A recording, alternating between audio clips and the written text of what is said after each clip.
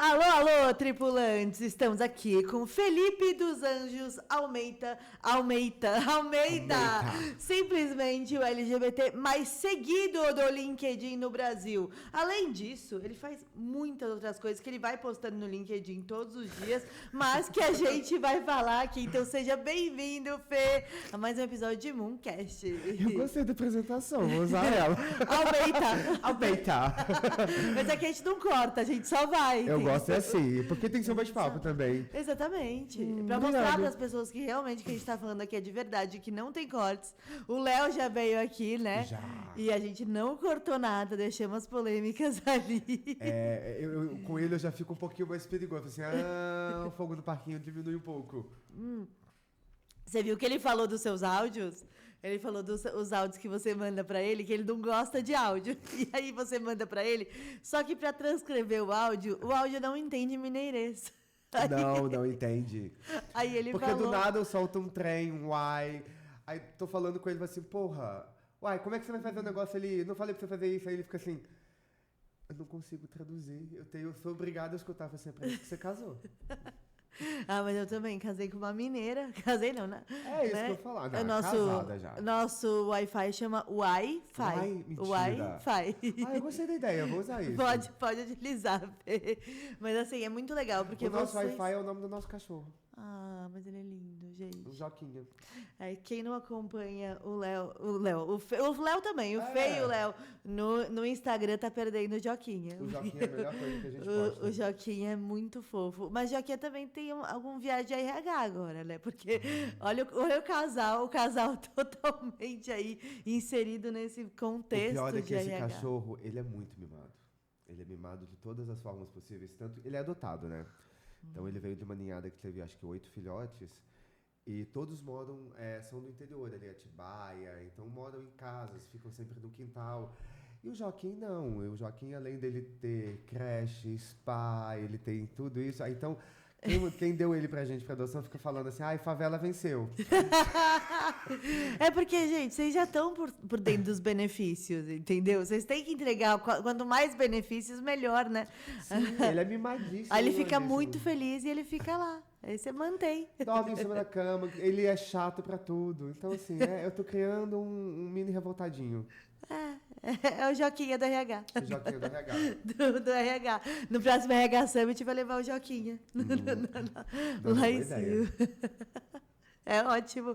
E falando do RH Summit, já vamos lá. Você palestrou no RH Summit, você Sim. foi, você também, além de palestrar, você também liderou alguns painéis, né? Sim. Conta um pouquinho pra gente sobre o que você falou ali nos palcos, pro pessoal também ficar curioso e já querer ir nas próximas palestras, porque assim, a agenda dele, gente, de palestra é uma loucura. Então, fui ajudar o marido, né? Porque casei com o CEO do RH Summit. Então, assim, foi uma parceria bem legal, porque no sentido, eu apoiei o evento, ficou lindo. É um sonho do Léo, então, pra ele... Ai, foi lindo. É uma as flores que você... É uma construção, porque ele trabalhou um ano inteiro para esses 2 dias.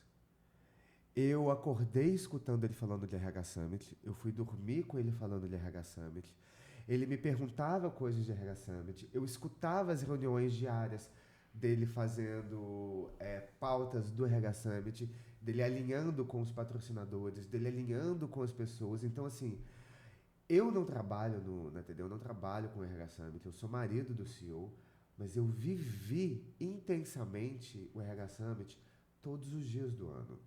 Eu vi o desespero dele para achar alguém para palestrar, eu vi o desespero dele para vender para patrocinador, para conseguir fechar. Ele estava saindo de um evento que iniciou anteriormente em 2024, onde eles conseguiram bater uma meta de 2.000 pessoas e 40 patrocinadores. Para esse ano, há uma semana atrás, ele fazer 120 patrocinadores e mais de 5.000 pessoas. Olha. Então, assim, eu vivenciei tudo isso. Então, ele me jogou falando assim, amor, eu vou precisar de você nesse dia, não consegui alguém aqui, me salva aqui. Então, assim, tudo que eu pude fazer para ajudar, eu fui, porque eu acho que o casamento é isso também. Não é porque eu tenho o meu trabalho, ele tem o dele, que eu não vá ajudá-lo no que ele precisa, como ele também já me ajudou inúmeras vezes. A gente vai entrar posteriormente em algumas coisas que eu faço, mas você sabe que eu escrevo para algumas pessoas no LinkedIn. Sim. E às vezes eu preciso trabalhar com pessoas que têm um viés mais de recursos humanos, que não é o meu, e, cara, é ele que me ajuda a escrever muitas coisas. Então, assim, o nosso casamento é uma união de um ajudando o outro. Porque, pra mim, quanto mais bem-sucedido ele fica, mais bem-sucedido eu também fico. Exato. E a gente fala brincando, que eu falo assim, gente, eu pelo menos falo muito brincando, falando assim, gente, eu dei o golpe do baú, né?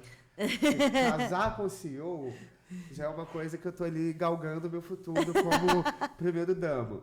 Mas brincadeiras à parte, foi bem legal os palcos que ele me deu, porque toda a minha trajetória como alguém que trabalha há mais de 15 anos como CLT, porque o Leonardo, ele é PJ, ele vive esse mundo do empreender, do ser, controlar um evento, e eu já sou uma pessoa muito mais segura. Desde os meus 18 anos eu sou CLT. Eu trabalhei por várias multinacionais, mas passei pela Lico e fiquei 4 anos, passei pela Infosys, que é uma gigante do mundo, fiquei 5 anos. Meu último emprego foi na Accenture, fiquei 10 anos. Então, são multinacionais, são empresas que eu trabalhei diretamente com tecnologia. Então, ele me deu a oportunidade de, inicialmente, mediar um painel que fala sobre recursos humanos, aliás, a RH Summit, né?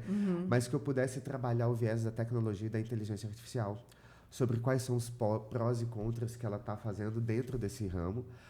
E um segundo painel, que eu cuidei de uma plenária, aí eu já fui para o palco principal mesmo, falando sobre conflitos entre gerações, que é algo que eu que trabalho um pouquinho sobre diversidade, e falo muito sobre essa pauta, não sobre a pauta LGBT, é algo que está muito em alta, né? Sim. É a gente que é millennial, que é X, criticando o Z, mas aí a gente tem que parar para pensar que a geração Z ela já vai estar com 28 anos, já tem filho, já tem boleto.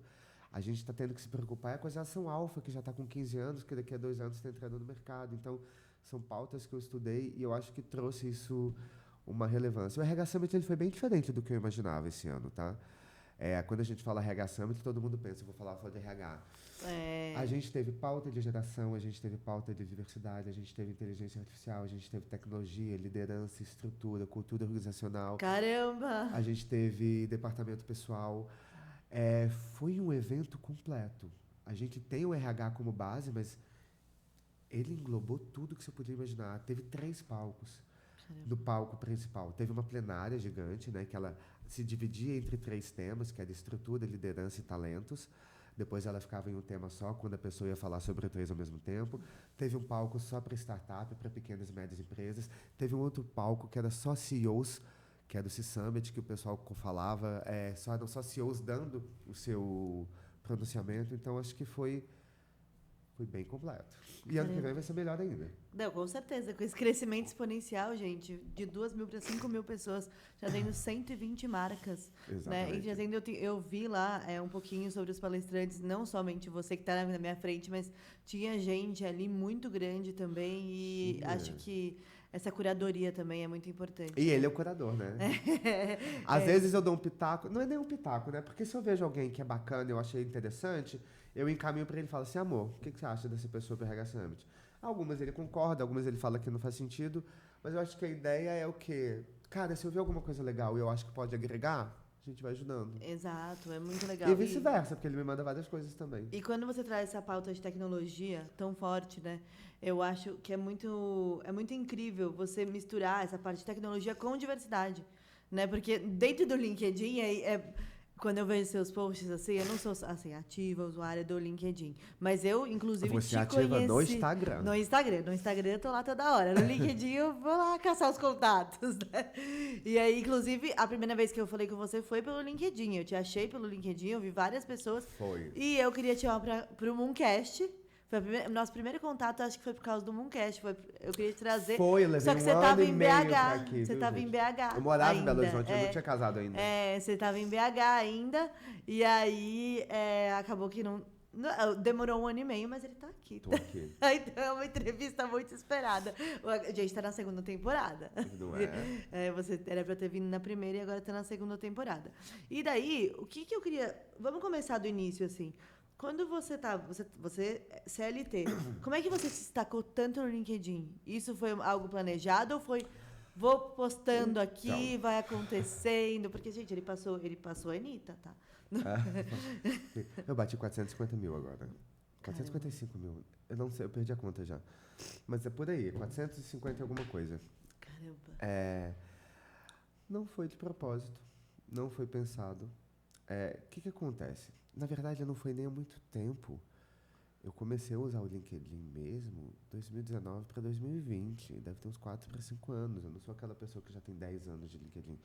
LinkedIn, para mim, e eu acho que para a maioria das pessoas que estão escutando ou que vão assistir, era para procurar emprego. Era para vaga de trabalho.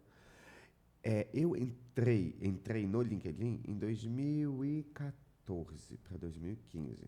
Foi mais ou menos na época que eu fiz a minha contratação para a Accenture, que inclusive foi por lá que eu me candidatei, né? Uhum. E fui chamado para a Accenture para trabalhar. Tanto que vocês podem ver, eu utilizava o LinkedIn para isso. Dentro da Accenture, eu entrei na Accenture por causa de eu ter o segundo idioma, de eu ser fluente em inglês, mas eu entrei na Accenture na época como júnior. Júnior, isso mesmo. Então, eu entrei num projeto normal e que eu descobri, dentro desse primeiro mês no projeto, que o sistema qual eu iria trabalhar é SAP. Que é uma outra coisa, gente. Eu sou especialista de SAP. Sim. E esse SAP... Depois você explica o que é SAP para o pessoal, porque eu acho que a maioria não... SAP, gente, é um sistema de gestão. SAP, na verdade, é a empresa, é a marca, a SAP. Mas a gente está falando de um sistema que é um ERP, que ele controla e integra todas as áreas de uma empresa em um único sistema. Então, antigamente, quando você tem um sistema para fazer um pagamento, um sistema para fazer gestão de materiais, um sistema para fazer... O SAP já faz tudo junto. O SAP ele vai ter todos os módulos, você vai controlar a empresa inteira por um único sistema. Então, é um sistema que ele é utilizado pela quase 70% das maiores empresas do mundo. De Petrobras, Vale, Mondelez, Unilever, Alpargatas, Itaú, Campari. Isso eu estou lembrando das que eu já trabalhei, tá? Dentro da Accenture. Então, o que acontece? Fui contratado para mexer com SAP. Eu já conhecia a SAP anteriormente, porque, novamente, é um sistema muito utilizado.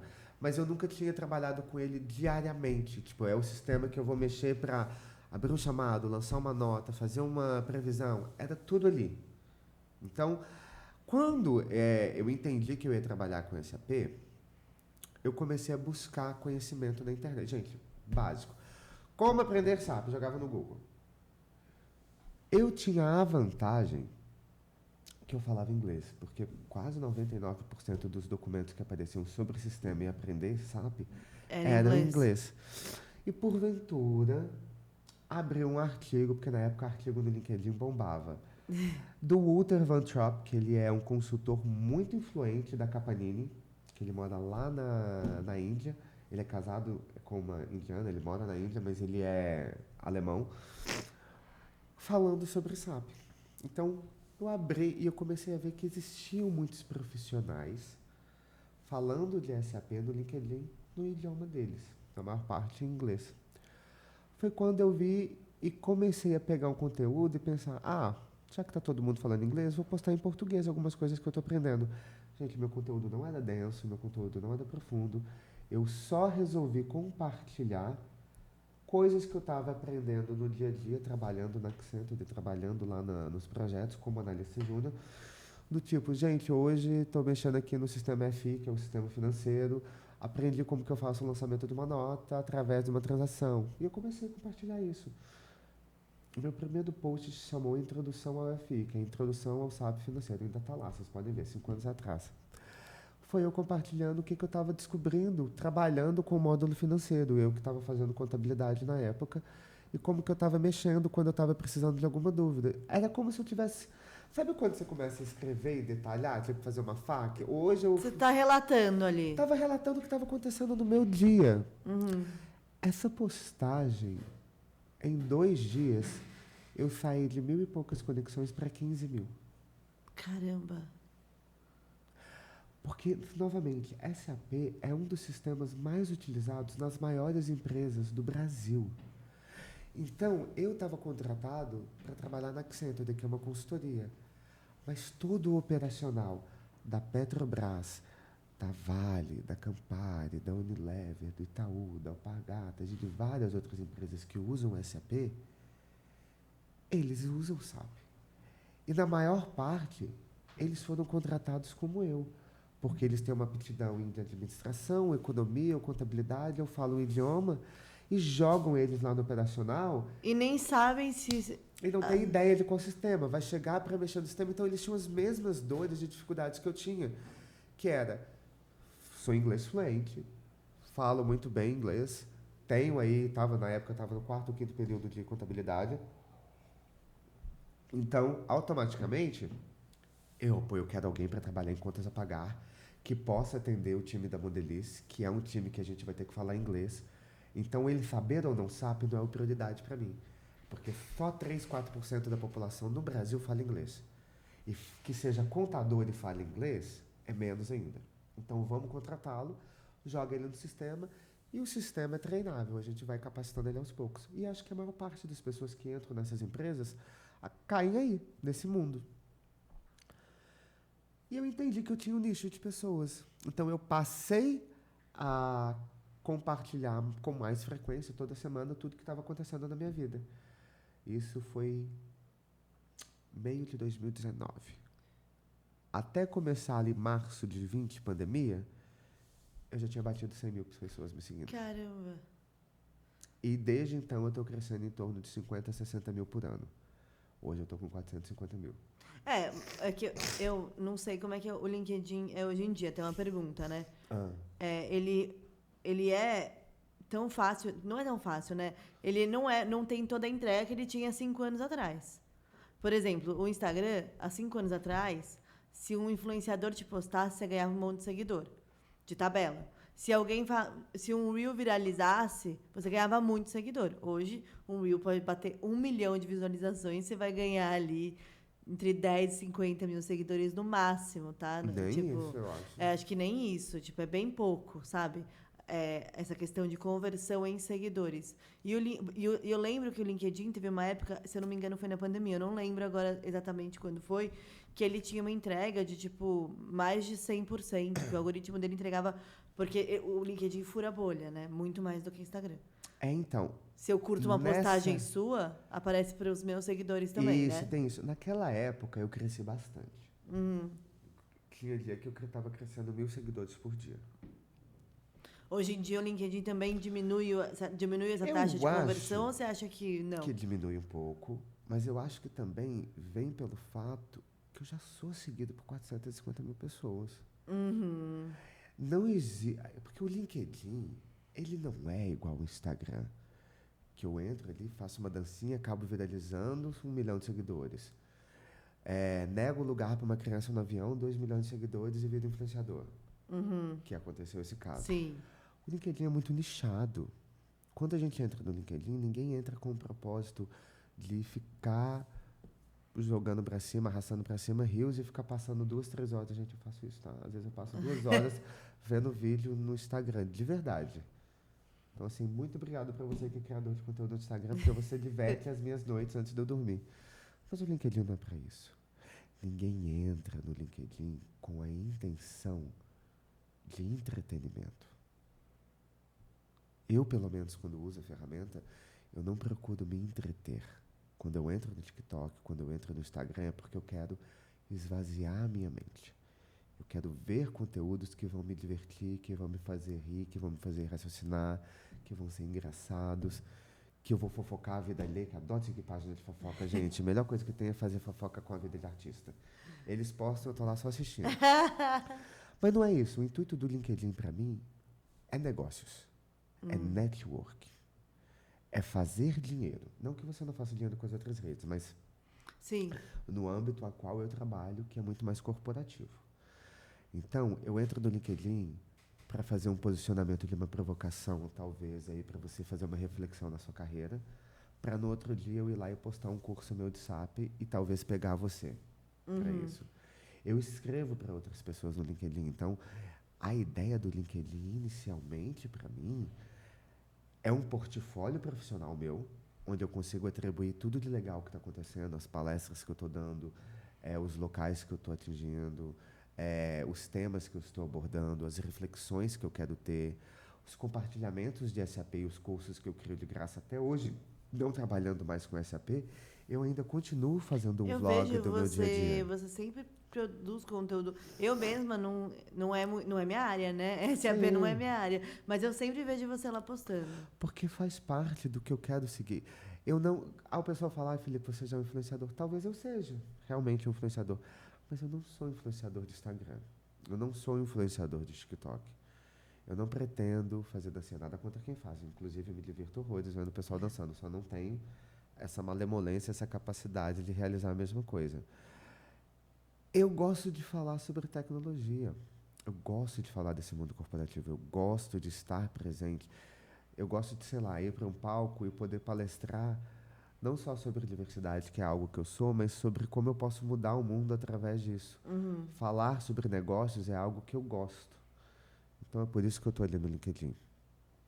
Mas, por exemplo, você acha que o LinkedIn, ele é uma plataforma... Os vídeos do LinkedIn, eles pegaram bastante ou não? Porque eu sou uma pessoa que quando eu entro no LinkedIn eu gosto de ler texto. Então, o vídeo ele veio mais assim no sentido do algoritmo estar impulsionando ele mais, até porque é algo que o LinkedIn quer que cresça, então assim, é uma forma aí de competir com essas outras redes sociais, mas com conteúdo muito mais nichado, né? Antigamente você postava um vídeo e ficava no feed. Hoje tem uma aba de vídeo no LinkedIn que você pode ir rolando e vendo.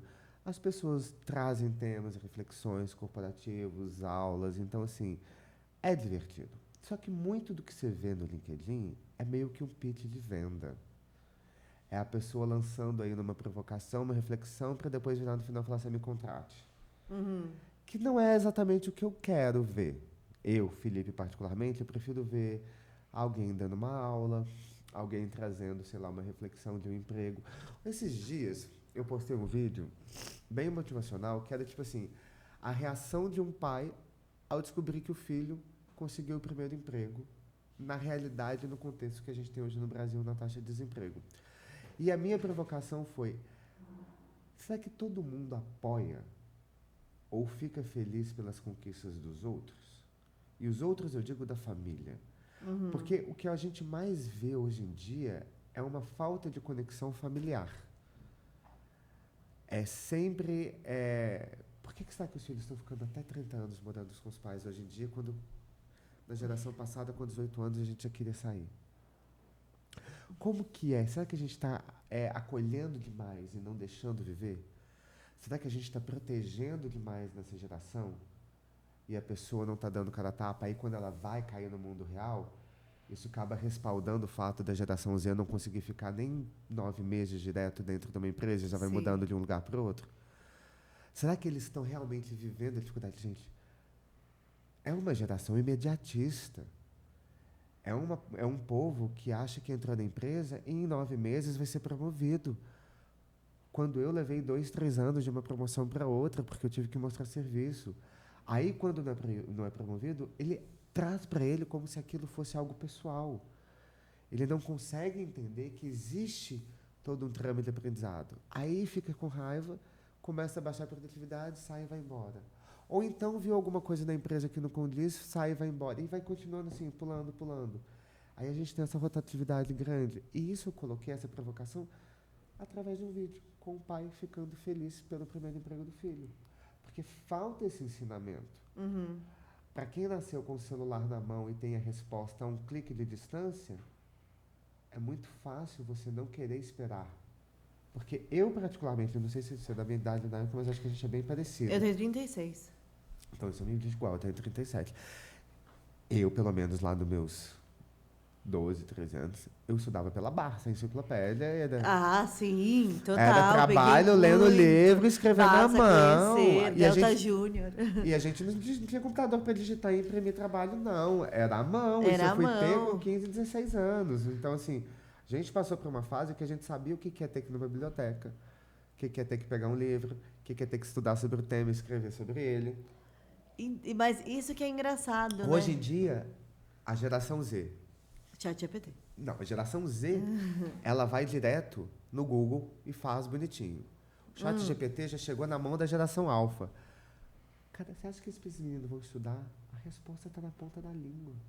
Eu não tenho nem que ler. A quantidade de pessoas que pararam de ler é gigantesca. Quantas bibliotecas fecharam? Qual é o fluxo de pessoas que vão na biblioteca mínimo? Livrarias, então. Cultura que ficava linda ali no Conjunto Nacional fechou. As pessoas não... Não Mas tem esse hábito. Eu sou saudosista porque eu acho que eu não consigo ler em Kindle e eu não consigo ler em celular. Eu também não consigo. Eu preciso do livro físico na minha mão. Então, quando a gente fala da criação do conteúdo no LinkedIn, que é igual eu trago, é muito mais para mim a ideia de poder não só fazer negócios, mas abordar temas com uma seriedade maior. Não que as outras redes não sabem, né? Tem muita gente que cria conteúdo para o LinkedIn e cria para as outras redes. Mas eu acho que o foco das outras redes é muito mais o entretenimento, é muito mais o humor, a comédia, a sketch, a dancinha. Ou... Cara, esses dias eu tive que jogar no Google para saber quem que é Liz Macedo. E quem que é Júlia? Porque eu não estava entendendo o que todo mundo estava falando. Da Liz Macedo. De algum relacionamento de menino de 15 anos que namorou o filho do Hulk, ou terminou, eu não sei. Eu não sei desse babado, mas também não me interessa muito. E eles têm, sei lá, 14, 15 anos. E parece que o Instagram parou para falar da vida amorosa de um relacionamento de ficantes daquela galerinha adolescente de 14 para 15 anos. Como se fosse a coisa mais importante do dia. Enquanto a gente está vivendo crise climática, CPI das Bets, CPI agora com o Bolsonaro como réu, a gente passando um dos maiores apagões na Europa pela falta de energia e a falta do uso sustentável das nossas ordens naturais. Então, daqui um tempo, o apagão é algo que a gente vai falar, e eu não estou falando apagão do mercado de trabalho, eu estou falando de apagão da energia mesmo. Se a gente não começar a investir em soluções sustentáveis.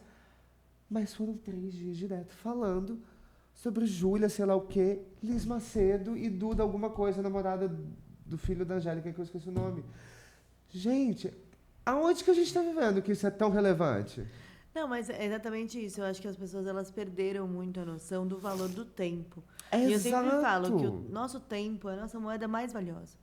Né? Tem até a Helena Galante, eu adoro ela tem um podcast incrível chamado Jornada da Calma. Um beijo pra Helena, porque ela é incrível mesmo. Ela fez uma entrevista com uma médica. Eu esqueci o nome da médica, mas essa médica ela atendia várias pessoas que já estavam, tipo, em situação... no leito de morte, não tinha mais jeito, sabe? E para todas as pessoas ela perguntou a mesma coisa, que foi o que ela faria diferente. E todas elas responderam que seria dar valor mais ao tempo. E aí agora a gente faz o quê? Vou ficar aqui passando o tempo. E fica lá, vendo eu não tenho problema com você envolver. Eu falo, cara, tua vida faz o que você quiser. Eu não vou ser a pessoa que vou falar que está certo ou errado. Mas me falta um pouquinho de entendimento do tipo... Olha como o mundo tá. Olha outros temas tão interessantes para você estudar, pesquisar. Eu adoro ficar no Instagram, ficando vendo vídeo aleatório. Uma passo fofoquinha horas, aqui. uma fofoquinha ali. Mas eu não deixo de prestar atenção em outras coisas que são importantes para nosso convívio na sociedade. Então eu não consigo entender. Não, e o pior de tudo, eu fui pesquisar. O que me deixa com raiva em toda essa história... É que eu já não estava aguentando mais vocês falando daquilo com tanta frequência que eu tive que jogar no Google para saber qual é a treta com a Liz Macedo. Mas, Fê, aí a gente... E eu descobri que é a menina. Ela é divertida, na verdade. Mas aí a gente entra em uma sociedade que é extremamente movida pela atenção, que a atenção é uma fração do tempo. Sim. E se você não souber jogar o jogo da atenção na sociedade que a gente vive... Você não consegue essa visibilidade que pode transformar algo ou deixar de transformar. Por exemplo, vou trazer aqui até o julgamento do Bolsonaro ontem. Eu não vi ainda. Eu não vi inteiro, mas ele foi com uma fala pronta. Ele foi com uma fala pronta, que era um meme. Que ele sabia que ia virar meme, tá?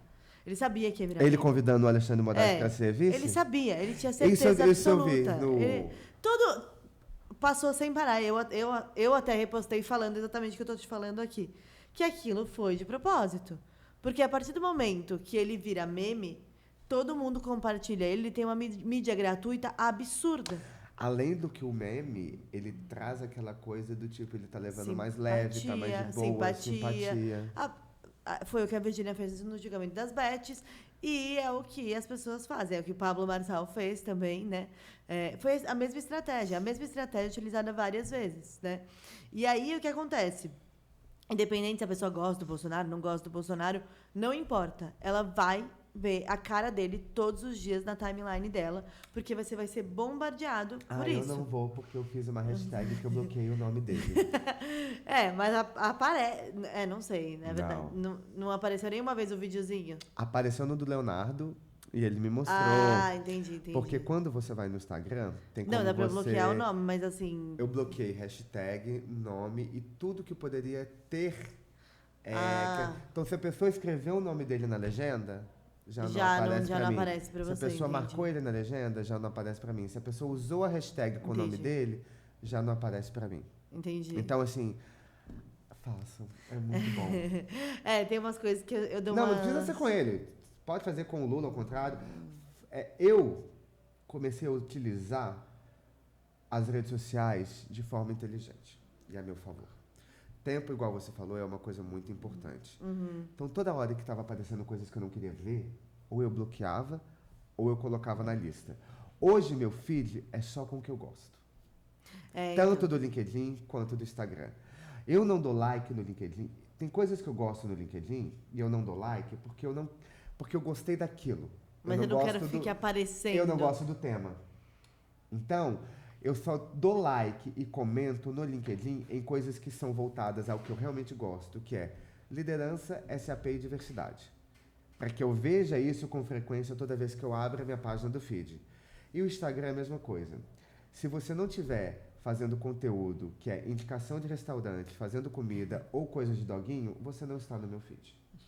Entendi. E as pessoas que eu sigo, obviamente, porque eu não vou aceitar que você, na puta que pariu que esteja, tire minha paciência, minha paz na minha casa com o celular que eu paguei, com a internet que eu pago.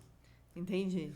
Mas tá certíssimo. O meu feed do Instagram, ele tem muita coisa, porque eu tenho muitas alunas e cada uma tem um tema. Eu tenho que pesquisar o tema delas. Com certeza. Então, assim, acaba Mas tendo muita coisa. Mas eu tenho o benefício de eu não ser obrigado a ficar com raiva na minha casa, com a internet cara que eu tô pagando, com o celular que eu paguei, porque você fez uma postagem totalmente contra a minha realidade, os meus pensamentos, a minha cultura, o meu viés e os meus valores. Não estou falando que o teu pensamento é errado. Você pode estar fazendo algo que é certo para um tanto de gente, mas para mim não é agradável. Então, para que eu vou gastar esse tempo ficando insatisfeito com algo que você fez, que está no direito de fazer, a não ser que você esteja cometendo algum crime contra a sociedade? Você pode falar o que você quiser. E eu posso não concordar, mas eu não preciso ficar vendo. Total. Prefiro ficar vendo leituras de SAP. Adoro séries. Adoro ficar acompanhando algumas séries específicas. Eu tenho uma série do meu coração que eu já vi ela mais de 15 vezes. Chama Gilmore Girls. Ah, eu sei qual que é. Eu já vi um pouco, não vi tudo. Sou apaixonado por uma personagem lá que chama Lorelai. Adoro o diálogo delas. Eu adoro a intensidade de referências que elas utilizam dentro do diálogo. Referências muito pop, muito filosóficas. Então, é um pensamento muito divertido, de uma forma leve, com drama, mas que me cativa. Então, eu prefiro ficar focando nisso, gente. Olha, a vida é tão curta para eu ficar perdendo tempo com coisas que eu não gosto. Eu prefiro dar valor com as coisas que eu gosto. Total. Mas assim, eu já tive uma época da rede social que eu via postagens que eu não concordava e eu ia lá conversar. Eu já fui essa pessoa que conversava muito. Não. Conversava muito. Eu não dou Hoje em dia, eu não falo nada. Eu não falo nada. Também não reposto. Assim, silêncio, entendeu? Eu acho que a única coisa que me faria comentar em algo que eu não gosto é se porventura eu estivesse lendo algo que eu considere, e não que eu não considere, mas que fosse um crime. Um discurso de ódio, um crime de ódio, algum comentário que talvez eu veja e fala, cara, tá errado isso. Mas assim, mesmo assim, com uma pauta muito de, será que tá errado porque ele é escroto? Ou será que ele tá errado porque é falta de conhecimento? Se for falta de conhecimento, eu convido a pessoa a uma reflexão. Se é porque ela é escrota, eu bloqueio. Porque dá pra você saber diferenciar uma pessoa que fez um comentário por falta de um viés de conhecimento, e quando eu me coloco a ser palestrante de diversidade, a ser palestrante da causa, eu tenho que, no mínimo, entender que eu estou me colocando numa posição de letramento. Eu não posso simplesmente falar que vai lá e estuda sozinho, porque eu estaria contra aquilo que eu mesmo me proponho a fazer vendendo, né? Então, faz parte disso. E Fê, você falou que você vai para 3 vieses no LinkedIn, né? Que é a liderança, que é o que você gosta de ver, Sim. SAP e diversidade. Então, antes de falar de diversidade, que a gente vai entrar nessa pauta, com certeza, né? Mas eu quero saber da pauta de liderança. Você foi lá, fez os conteúdos de SAP, cresceu muito. Hoje em dia, você monetiza isso também? Você faz cursos dentro do LinkedIn de SAP? Não necessariamente. Não necessariamente. Tem muito curso gratuito. Eu monetizo em palestras, em atendimento, em consultorias, em até mesmo posicionamento de marcas que querem a minha influência dentro do LinkedIn. Mas em questão de curso, não. Entendi. Eu vou te falar o porquê. Eu sou uma pessoa que eu tive uma certa dificuldade de estudar por motivos financeiros aí no decorrer da minha vida. Então, eu sou uma pessoa bolsista, eu sou do ProUni, 100%. Eu acredito no conhecimento gratuito. Eu acredito que se a empresa está me contratando para treinar os funcionários dela, é uma coisa. Se eu estou me colocando à disposição de ensinar alguém, eu não quero cobrar por isso. Eu sei que eu poderia. Eu sei que algumas, por exemplo, mentoria de carreira dentro da área de SAP é algo que eu dou, mas é muito caro. Porque a minha hora é cara. E para eu parar meu tempo, para cuidar da tua carreira e da tua vida, não vai ser barato. Então, os cursos que eu dou lá dentro são gratuitos exatamente por isso. Bacana. Para que você possa se moldar sem precisar da minha ajuda, até porque eu não tenho como. Hoje eu tenho 25 mil alunos certificados. Nossa. No SAP para iniciantes, que está dentro aí da Grandes Projetos. Inclusive, um beijo para o Alex Clauber, que ele é o dono da Grandes Projetos. Foi ele que cedeu o espaço para que o curso estivesse lá, para que o certificado fosse validado no Brasil inteiro. Então, assim, é uma parceria muito legal e eu não cobro nada. O conhecimento, para mim, Pepe, é uma coisa que deveria e deve ser gratuito. E eu não estou indo contra a faculdade, eu não estou indo com quem você que quer vender seu e-book, que quer vender aquilo, porque faz parte do trabalho de cada um coloca o preço no que ele quiser, da forma com que ele quiser. Eu tenho muitas coisas que são pagas, como minha mentoria, mas eu sinto que eu precisei fazer algo que fosse de graça, por causa do Felipe, que teve muita dificuldade de estudar, sabe? O Felipe de 20 e poucos anos. Então, para ele, eu faço isso, porque para mim é uma forma de devolver. Por exemplo, eu criei o Transap, que além do SAP Iniciante, se chama Transap, a gente já falou dele uma vez. O Transap é um projeto que eu vou ensinar o SAP, eu vou ensinar essa ferramenta de tecnologia para a comunidade trans, focando especificamente em mulheres trans e travestis, com o intuito de tirá-las da prostituição e colocar elas dentro do ambiente de trabalho direcionado. Porque às vezes a pessoa está na prostituição para ganhar R$1.000, R$1.500 no mês na prostituição, se colocando numa posição de perigo, de desafio, de fome, principalmente para pessoas trans, mulheres trans, com uma expectativa de vida de 35 anos. E se eu for para um recorte aí racial, uma mulher travesti preta, a expectativa de vida é 28 anos, eu sendo uma pessoa gay, eu acho que eu tinha que devolver isso para a comunidade de alguma forma, agora que eu estou no topo. Então, não monetizo. Nossa, que bacana. Muito legal isso. Porém, aí tem uma coisa assim que eu já percebi, tá? E não só eu, muita gente já percebeu. Que às vezes, quando a pessoa ela pega um curso na internet, eu não sei como é que é o seu curso, porque eu nunca entrei nele para ver em relação a aulas e tal. A maior barreira não é a financeira, é fazer o curso. A pessoa não termina. Mesmo que ela pague o curso, ela não termina.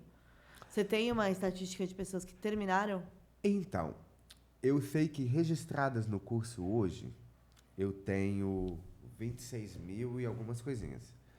Que tiraram o certificado, que chegaram até o final.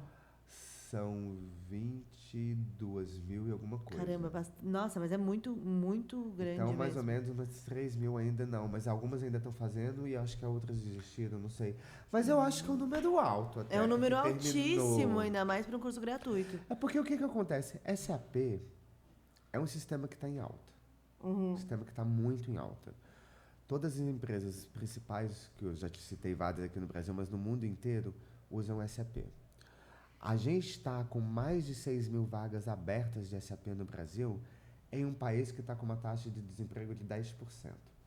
Então, se eu tenho tanta vaga aberta para um país que está com muito desemprego, é porque eu não tenho gente qualificada. Qualificada, sim. E a qualificação, ela começa a partir do momento que você, quando vai fazer uma entrevista, como é que você vai provar que você sabe algo? Tendo um certificado, que eu exatamente. dou de graça. Caramba, que incrível. E qual que é uma média salarial de SAP no Brasil hoje para um funcionário que acabou de começar? Júnior? Um júnior ali, Uns 4 mil. uns 4 mil. Uns 3, 4. E até onde ele pode chegar? Você tem alguma noção? Eu era um Você pode consultor, falar? eu era um consultor experiente. Na Accenture, eu não ganhava tão bem assim, porque eu estou trabalhando numa consultoria não paga bem. Mas eu conheço pessoas, e eu mesmo, quando eu trabalhei como PJ, PJ assim, quando eu ajudei na implementação, dava para tirar uns 25 mil por mês.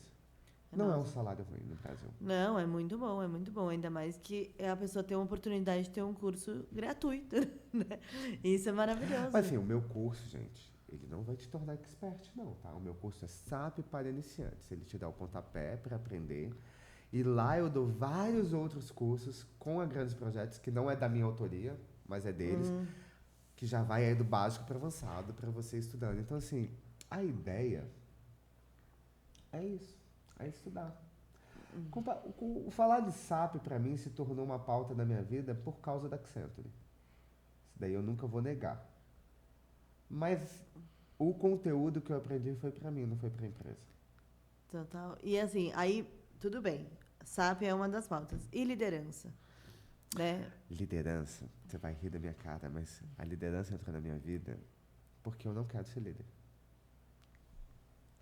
Entendi. Então você quer formar líderes melhores. Eu quero que as Pra que- pessoas... Eu falo de liderança pelo aspecto... Eu sou um líder tóxico, tá? Por quê? Porque eu não nasci para liderar pessoas. Eu nasci, talvez, para mostrar o caminho para as pessoas, para ser um professor, para ser didático. Eu vou te falar como que eu descobri que eu era um líder ruim. E eu sou um líder ruim, tá, gente?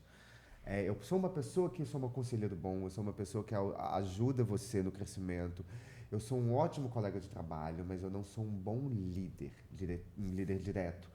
E por que que eu vou te falar isso? Eu sou uma das melhores pessoas funcionais em SAP.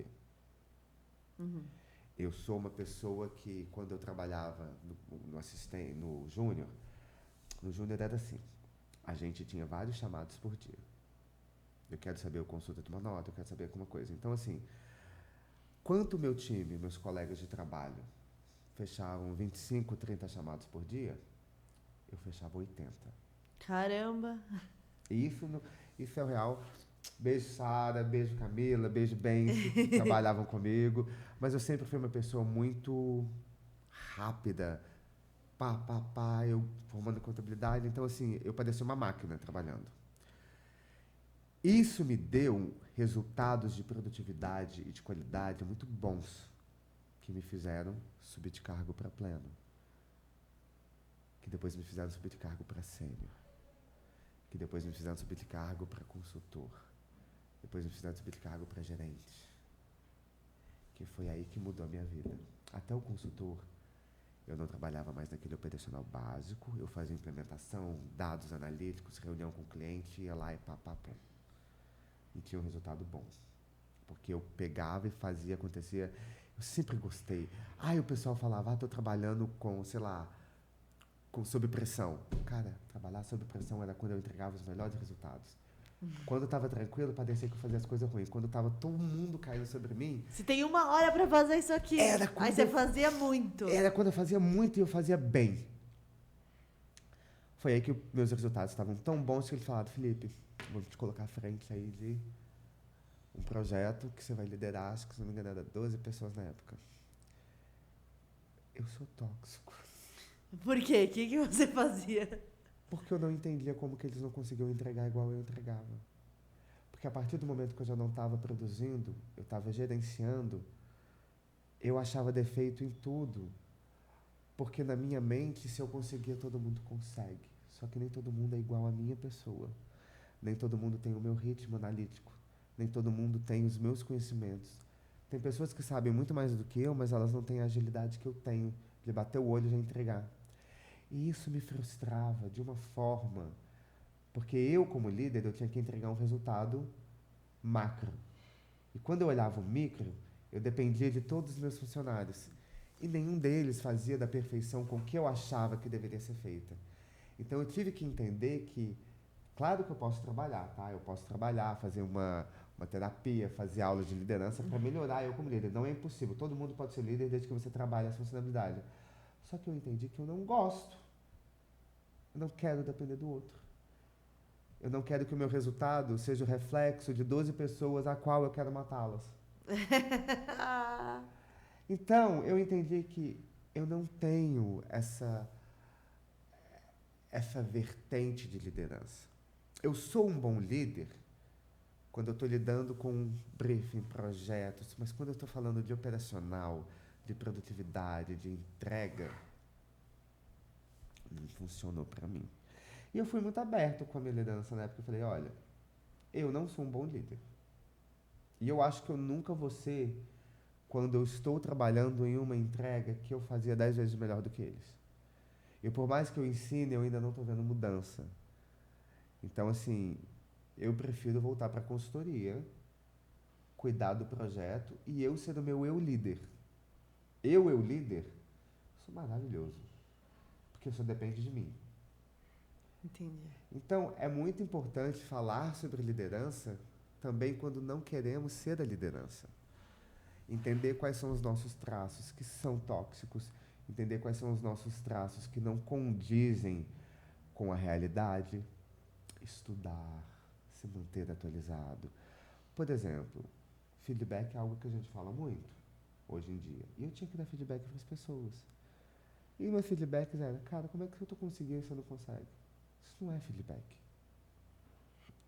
Mas é o que passa na mente das pessoas. E talvez a minha sinceridade de falar o que eu penso, em algum momento podia se transformar até em um assédio, sabia? Porque assim, não que eu estava assediando, eu estava falando, é a minha forma de dizer, assim, cara, tá aqui. Não é possível que você não conseguiu fazer isso. Exatamente. Você não perdeu metade do que eu faço. Quando o papel do líder é fazer um pré-diagnóstico e entender, cara, o que está acontecendo na tua vida familiar? Por que a tua produtividade está baixa? É uma questão de ferramenta? É uma questão de conhecimento da plataforma? Você está com dificuldade de mexer? Vamos fazer um junto. Vamos ver quanto tempo você está levando. É pegar ele na mão e acompanhar. Coisa que hoje eu sei. Mas na época eu entendi. Eu não sabia. E mesmo hoje sabendo, eu não sei se eu conseguiria aplicar. Porque, novamente, é muito mais sobre eu ter um posicionamento muito mais operacional como pessoa, muito mais executora, porque a gente fala que a gente tem muito perfil. O meu perfil, eu acho que ele é totalmente comunicação e execução. Eu me comunico muito bem. E eu executo muito bem. Mas eu não tenho aquele lado thinker de chegar e vamos conversar. Sabe uma Suzana Vieira? Eu tenho um viés assim. Com gente que está começando não dá certo. Não tenho paciência nenhuma para quem está começando. E é escroto falar isso, mas também é escroto não falar sobre. Exato. Porque se você não fala sobre... Aliás, você, né, estando à frente de um LinkedIn, é muito legal você falar isso. Porque várias pessoas podem sentir a mesma coisa. As pessoas acham que só aqui. Porque eu era muito bom operacionalmente falando, muito bom na produtividade, eu seria tão bom na liderança. São características diferentes.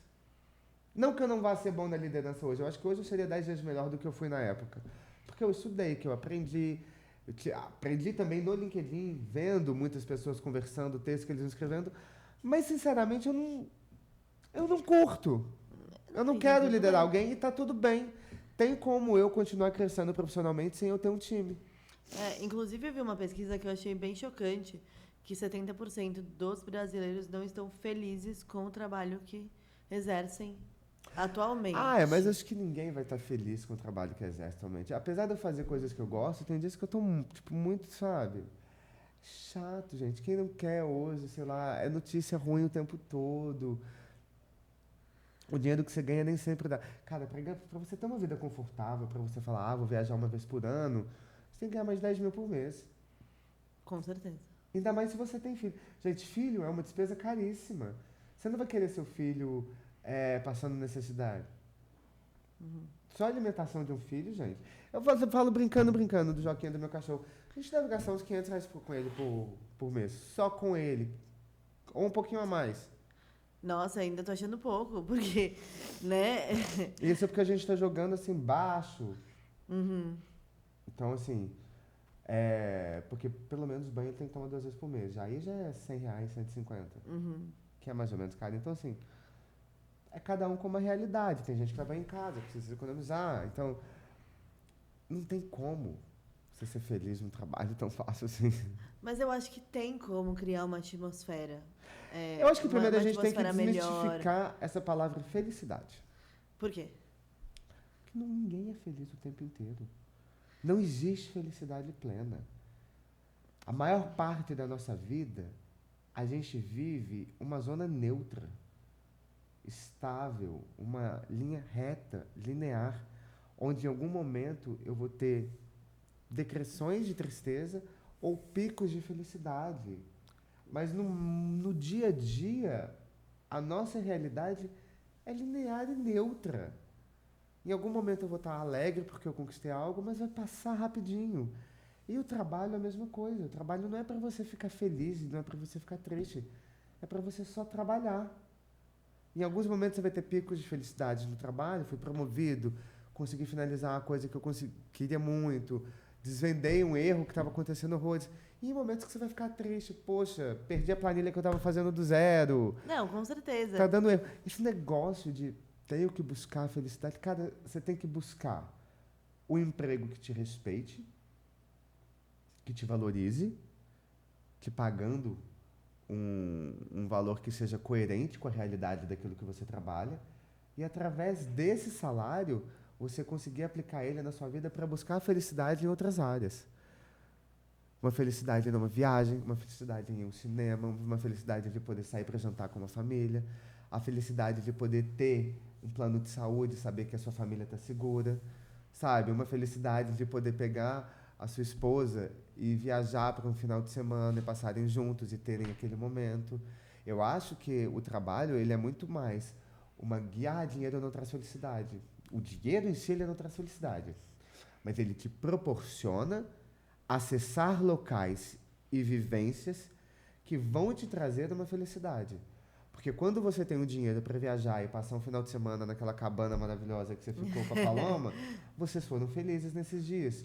Porque o dinheiro te proporcionou essa opção, ou o seu networking, que seja. A partir do momento que eu tenho dinheiro para pagar uma viagem que eu vou com o Leonardo agora para Foz do Iguaçu, em agosto, e ele vai conhecer as cataratas, ele vai ficar muito feliz quando ele chegar lá e visualizar. Mas isso foi proporcional porque trabalhamos, tivemos o dinheiro e chegamos lá. Então, ele é uma via. Então, não se preocupe em ser feliz no trabalho, mas se preocupe em ser respeitado e valorizado e que você tenha uma remuneração digna que você possa utilizá-la para ser feliz em outros âmbitos. Entendo.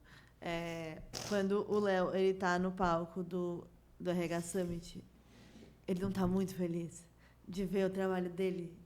Muito feliz. Total, ele trabalhou 2 anos para Exato. 2 dias de felicidade. Mas nesses 2 anos ele passou raiva, ele ficou estressado. Não, passou. Ele achou que não ia acontecer. Ele ficou neutro, só escrevendo pauta, para chegar e ter um momento de ápice. E foi lindo. Não quer dizer que o trabalho dele deu felicidade o tempo todo. E não quer dizer que ele é feliz o tempo inteiro.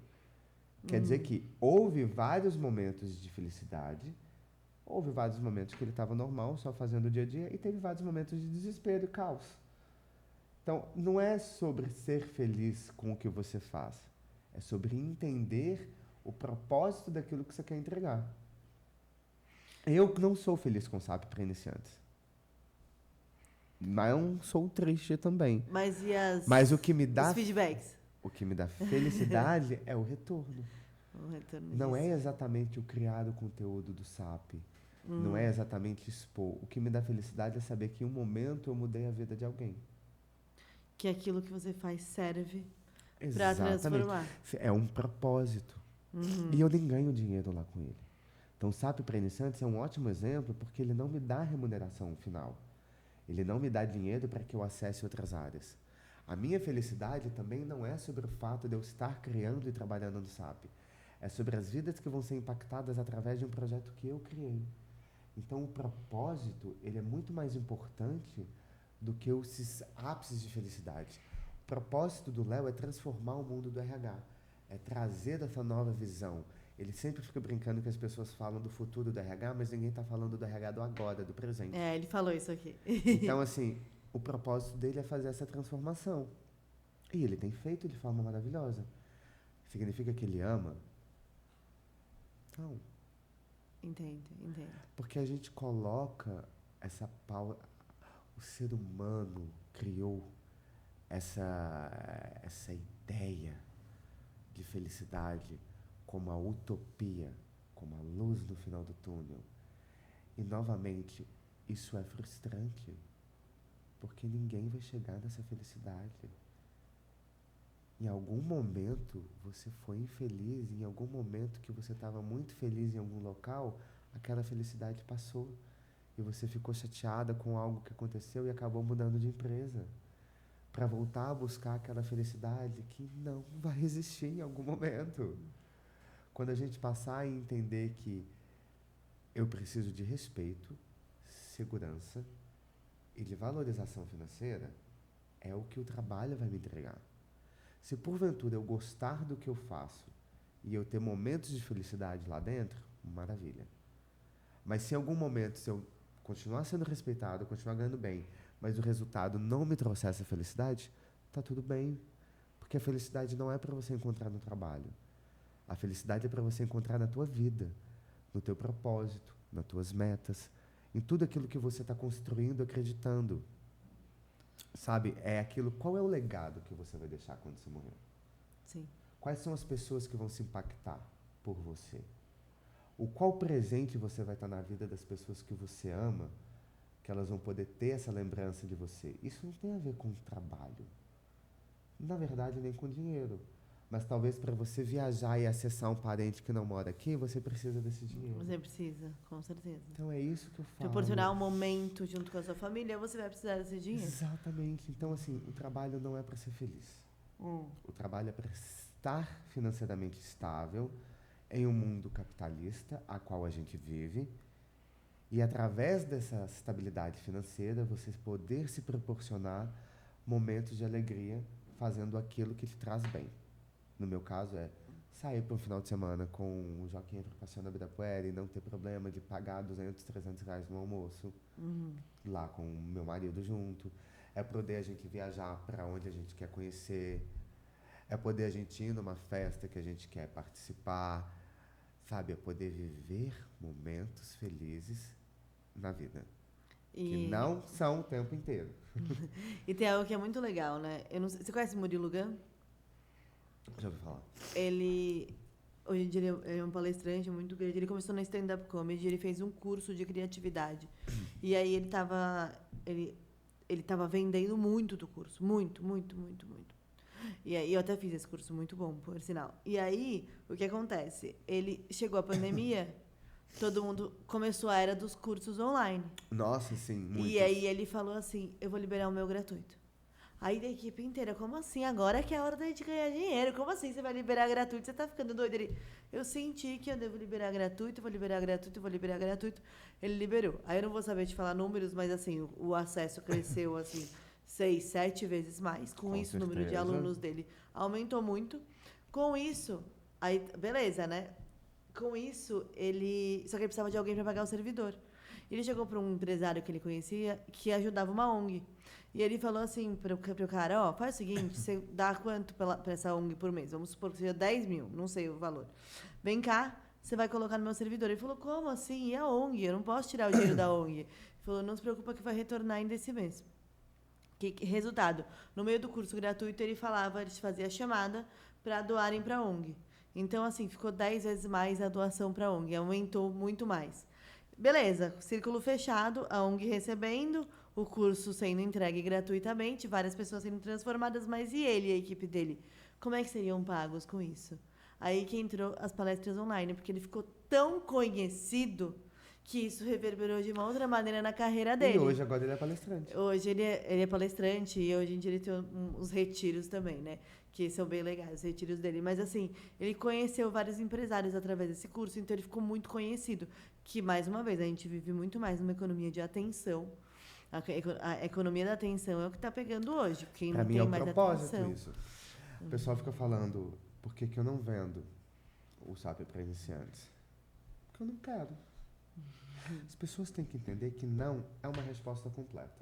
Fala isso com a Paloma agora! A gente estava falando exatamente isso. Não, Por é que uma que resposta sim é uma resposta completa e não é uma resposta Por completa? que quando eu falo não, o pessoal tem que ficar me questionando? Não é uma resposta completa. Para não ser grosso e falar porque eu não quero e porque não é da sua conta, eu só falo não. E não é uma resposta completa. Então, assim, é uma coisa chata quando as pessoas ficam questionando o tipo de atitude, porque o SAP Iniciantes continua gratuito. Novamente, é o meu propósito. Como o propósito dele foi liberar, porque ele sentiu que as pessoas estavam necessitadas, estava todo mundo quase vivendo um burnout, preso, solitário dentro de casa. Porque eu ainda fiquei numa pandemia, numa quarentena, que eu fiquei com a minha família perto. Quis matá-los, porque família é assim. Mas quem estava sozinho, talvez, que não tinha chance de sair, ver um colega. Gente, solidão involuntária é a pior coisa que a pessoa pode sentir. Eu sou uma pessoa que adoro a solitude. Eu adoro passar umas 3, 4 horas lendo sozinho, sem cachorro, sem marido, sem ninguém me enchendo o saco. Mas eu gosto de saber que se eu levantar e sair do quarto, eu vou ter ele ali perto. Imagina uma pessoa tendo que viver uma solitude e não poder nem encontrar amigos no final de semana. Causa depressão. E a depressão é algo muito perigoso hoje em dia. Não, total. Então, eu acho que mas é isso que você falou mesmo. Só que eu acho muito interessante como existe esse retorno circular. Sim. Que cada vez menos a gente vê um retorno totalmente direto. Até mesmo as grandes empresas entendem disso muito mais. Porque eles fazem algo para ter retorno aqui, aqui. Tipo, e lá, no fundo, o círculo fecha, né? Mas o retorno direto, ele está cada vez existindo menos, porque a gente tem que conquistar o cliente. São pensamentos muito mais empáticos, né? Então eu prefiro abrir a porta aqui para que entre tantas pessoas, para que eu peça ajuda para cá, para que volte para cá. Exato. Se você olhar, por exemplo, o show da Madonna, da Lady Gaga, todo mundo falando, não, porque tá gastando, tá não sei o quê. Mas e o retorno disso? Se eu não me engano, eles gastaram 190 milhões, mas retornou 600 milhões. Foi assim, absurdo o retorno. Por isso que vai ter, e cada vez mais, porque... E assim, não só esse retorno Inclusive, financeiro... Eu espero que seja Britney. Não só o retorno financeiro, mas também tem o retorno cultural, tem a questão do comércio, e aí, entre muita coisa. Tem um ambulante que vai estar vendendo bebida lá, tem a parte da hotelaria que vai estar para lá, tem a parte do Uber que vai estar trabalhando loucamente para levar as pessoas e voltar, tem a parte dos comércios ali na lateral, porque quem chegou já foi numa padaria, já foi almoçar no restaurante antes de começar o show, tem a parte do transporte, que são as companhias aéreas ganhando lucro das pessoas que estão viajando para lá, as companhias de ônibus, de transporte rodoviário que vão estar ganhando, tem a parte das propagandas das empresas que estão investindo. Exato. Então, assim, tem a parte televisiva, da audiência, porque eu não fui no show, mas eu vi de casa. Então, isso gerou também uma audiência, que gerou também para o pessoal que está trabalhando na montagem. E tem a parte da visibilidade do Brasil lá fora. Às vezes a pessoa não veio agora, mas ela vem depois. Mas impactou. Porque falaram que muita gente de outros países da América do Sul vieram para o Brasil para o show gratuito. Não, exato, porque é um negócio histórico. Então, as pessoas têm que parar de pensar nisso como gastar dinheiro. Gente, vocês acham que montar um evento a gente não gasta? A gente gasta para vender patrocínio, para depois vender ingresso. Exato, a conta fecha, mas é circular. Né? E eu acho isso você faz evento, você já deve ter investido um valor que depois retornou para você em venda de ingresso ou de patrocinador que você fechou. Com certeza. As pessoas não começam... Acho que o pensamento do brasileiro é muito... Papum. Eu te dei essa caneca, você compra essa caneca. Eles não estão entendendo que, às vezes, eu compro a caneca por R$1, eu estilizo ela por mais R$1, vendo por R$5. Então, eu gastei 2, vendi por 5. Isso eles conseguem entender, que é o empreendedorismo básico do que eles estão falando. Mas eles não conseguem entender que, às vezes, investir em eventos... eu vou estar gastando R$10.000 no evento que eu quero fazer, mas eu estou convidando 50 potenciais clientes para apresentar uma palestra minha. Fiz a minha palestra, apresentei. Dos 50, 4 fecharam comigo. Do valor do meu ticket, se 4 fecharam, eu já ganhei mais do que eu gastei. E isso eu estou falando de 50 pessoas. Eu vi um caso... Às vezes, para você ganhar dinheiro, você precisa investir dinheiro. Mas isso, eu fiz um vídeo no YouTube exatamente ontem sobre isso. Que as pessoas estão fazendo as perguntas erradas. Que não é quanto que eu vou gastar, é quanto que isso vai me retornar. Porque, por exemplo, se eu tenho um curso de diversidade, que é o que eu falo muito, e eu vendo a minha palestra... É bom que você já falou disso, que a gente vai entrar nessa pauta. Que eu vendo a minha palestra por R$5.000. Não é isso, é mais caro, tá, gente? Desculpa, mas tô dando um exemplo. E depois o pessoal acha que é R$5.000 e vem e fala assim, não é 5.000, só tô dando um exemplo. Eu vendo uma palestra por R$5.000. Aí, eu quero fazer um evento para 50 pessoas, onde eu vou estar gastando o aluguel de um espaço, um coffee break e um cara para cuidar aí do som e da edição. Então, sei lá, no meu coffee eu vou gastar 2.000, o aluguel eu vou gastar 4.000 e 3.000 é para o staff que vai me ajudar. Então, aí, 4.000 para o staff. Aí, R$10.000, certo? Chamo 50 clientes, vou lá, apresento a palestra, que é o 365 Dias de Orgulho, que é que eu estou trabalhando esse ano. Chamei 50 pessoas, diretores de RH de empresa, o cara que vai me contratar. Fiz a palestra bonitinha. Das 50 pessoas, fechei com 10. R$50.000 que eu estou ganhando. Exatamente. Da palestra. Dos 10 que eu gastei, é 40.000 de retorno para mim. E talvez eu não feche com os outros 40 que me deram não naquele momento. Mas eles já te conhecem. Já vão me conhecer e que no futuro já vou ter prospectado eles. E às vezes eles vão precisar de alguma pauta que eles vão chegar em mim e falar, Felipe, hoje eu estou precisando disso. Você acha que você consegue me atender? Quem não é visto não é lembrado. Eu preciso que as pessoas me vejam. Elas podem não me contratar agora nesse mês de junho. Mas quando surgir alguma pauta sobre diversidade e inclusão, eles vão lembrar da minha existência. Com certeza. Então, investir em você é muito importante também. E quando você cria conteúdo para o LinkedIn, você tem como fazer esse investimento gratuitamente. E de forma orgânica. Eu tenho um parâmetro no LinkedIn que eu trabalho de diversidade, principalmente agora que a gente está no mês, é que dia sim, dia não, eu falo sobre diversidade. E é uma pauta...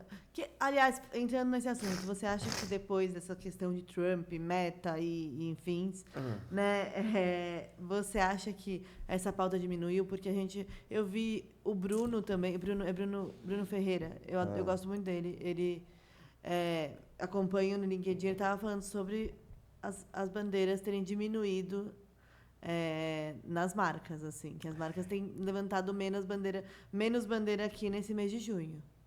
O que você concordo, acha? Bruno querido, eu concordo muito com o que ele falou. Por outro lado, eu não tive isso. Pelo contrário, esse foi o ano que eu mais fechei eventos, palestras sobre diversidade. Eu trabalho de uma forma muito diferente, Pepe. Você não vai me ver com uma bandeira LGBT ali dentro do meu perfil. Não tem atrás do meu nome. Eu talvez até seja criticado pelo que eu vou falar. Eu não levanto bandeiras. Eu levanto pautas. E talvez isso me aproxime muito mais das empresas do que algumas outras pessoas. Porque não é sobre eu militar na internet com frequência sobre ser LGBT. O cara tá cagando pra isso. Porque o cara dono da empresa é um hétero cis, na maior sua parte branco, geração X ou baby boomer. Eu trabalho com eles sobre negócios.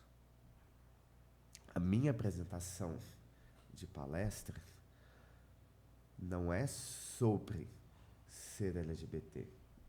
Perfeito. A minha palestra com eles é como a diversidade vai te fazer ganhar mais dinheiro. Mas é isso. Entendeu?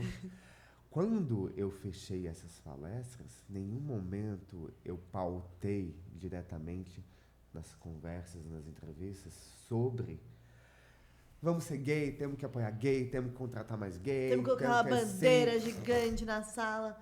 Eu falo sobre isso. Eu explico um letramento.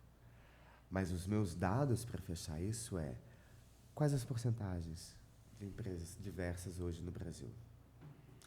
Quais são as suas concorrentes? Porque a minha palestra ela é direcionada a cada empresa que eu trabalho. Quais são suas concorrentes que hoje estão trabalhando com diversidade e estão tendo uma visibilidade maior que a sua?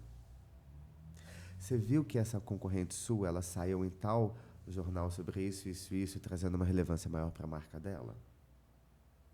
Você entende que diversidade é muito mais do que ser LGBT? Diversidade é ter pessoas diferentes, é ter a pluralidade que o Brasil existe já na sua sociedade, para que você consiga idealizar, inovar e criar soluções mais sustentáveis para um retorno financeiro maior da tua empresa? Uma empresa que ela trabalha com diversidade, eu não estou falando de ser LGBT, eu estou falando de ter pessoas 50 mais, de pessoas PCDs, de pessoas pretas, de pessoas autistas, que o pessoal não fala tanto sobre isso, mas é importante a gente trabalhar todos os vieses. Então, quando eu faço isso, quando eu abordo, eu acho que as empresas elas não estão falando mais sobre isso como antigamente, porque não estão sabendo conduzir o tema da forma correta. Eu, no local de um cara branco, cis, hétero, eu quero saber o que me dá lucro.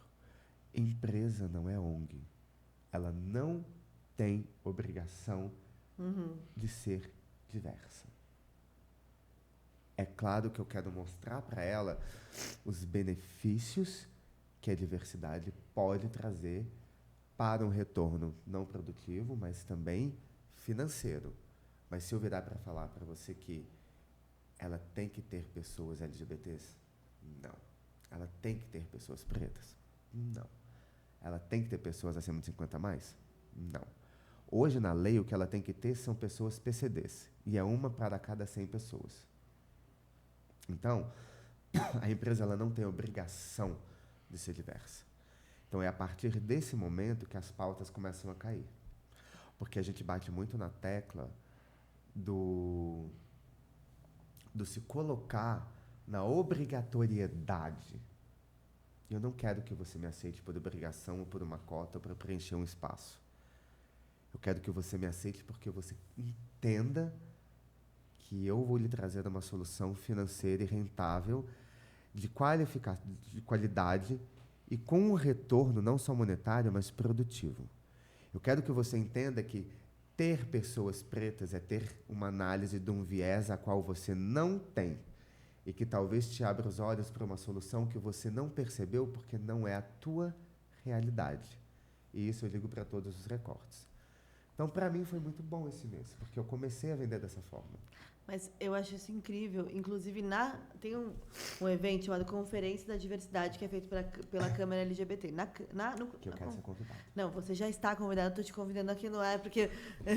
Anota isso, tá? Ricardo, nosso palestrante, está aqui na frente. E aí, quando teve um painel de influenciadoras, e nesse evento tem um dia só de turismo, um dia somente de marcas, e o último dia é cultura, né? Sim. E aí, só que todas as câmaras de todos os países estão lá, eles estão presentes, né? Tá todo mundo lá. E aí, o que acontece? Nesse evento, quando eu chamei as influenciadoras, elas falaram, Pepe, que legal, vai contar da nossa vida. Vai contar da nossa vida. Foi com a Marcela McDonald? Isso. Eu falei, não vou perguntar nada da vida de vocês.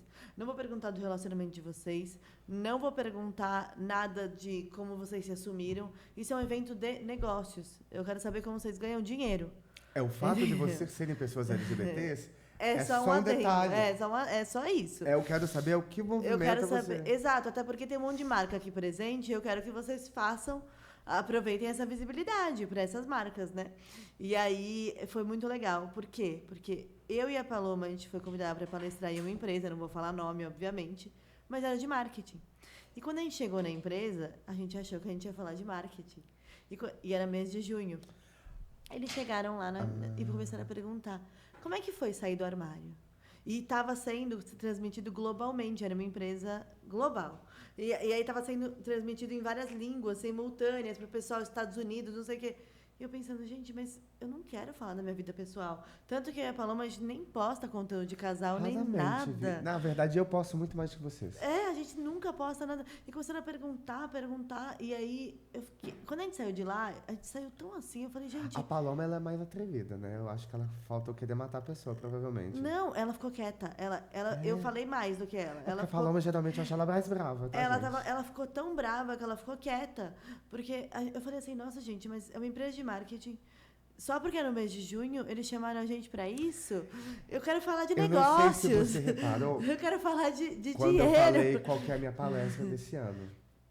Que falou 365 dias de orgulho, porque eu pauto exatamente isso. Exato. Eu sou uma das pessoas mais influentes do mundo em SAP, o usuário de SAP mais seguido do mundo. Eu tenho projetos de tecnologia que são totalmente voltados à implementação de um sistema, tá? Eu sou formado em ciências contábeis, eu sou pós-graduado em contabilidade internacional, eu sou pós-graduado em marketing instructor pela Faculdade de Finanças de Nova York. Eu falo muito mais do que eu sou a minha orientação sexual. Minha orientação sexual, ela deveria ser a minha existência, mas não a pauta do meu dia a dia, porque eu não falo sobre ser gay, da mesma forma que eu tenho certeza que a maior parte das pessoas não falam sobre ser hétero. Exato. Sabe? Eu tenho qualificações que eu posso ajudar pessoas em diferentes âmbitos de crescimento profissional que não envolvem a minha orientação sexual. O problema não é a minha orientação sexual. O problema é que muitas pessoas querem saber sobre a minha orientação sexual. Porque eu acho muito interessante que a maior causa das fofocas é fulano de tal é gay, fulano de tal saiu do armário. Daí? Exatamente daí.